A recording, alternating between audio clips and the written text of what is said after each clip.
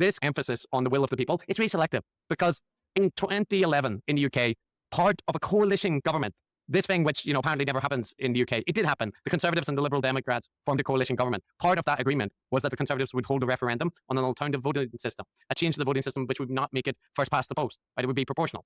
Now, you might notice that the UK doesn't have that system. So that referendum, Matt, the landslide will of the people, was expressed with a 70% vote against 68.2 or something like that. But anyway, close to 70% vote against changing the voting system. So presumably, given that Brexit was 52% of the vote in the referendum, and that was the clear will of the people, this 70% should be a landslide indication that the people are very happy with first past the post voting systems. But no, it seems like the will of the people only matters if it leads to right-wing populists getting more power. And similarly, all of the indicators are that Labour...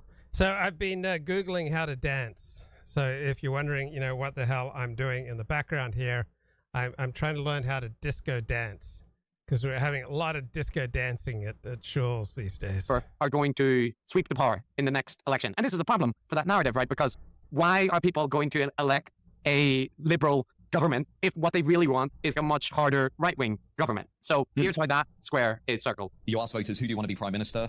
Keir Starmer's ahead of Rishi Sunak. Who do you want to manage the economy? Labour's ahead of Conservatives. Who do you want to manage immigration? Labour's ahead of Conservatives. Who do you want to manage Brexit? Labour's ahead of Conservatives. But here's the thing. Who's ahead of all of them?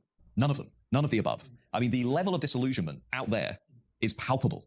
You see it, right? You see it. The reservoir of disillusionment, the fact that everybody is sort of just out there saying, none of these people really represent me. None of these people speak for me, speak for my values, represent my voice.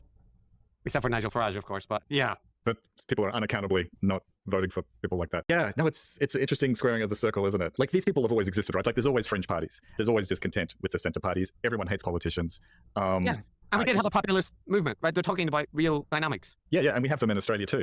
Every 10 years or so, you have this wave of disillusionment with the major parties. The fringe parties get a bit more votes on the left sometimes as well as the right.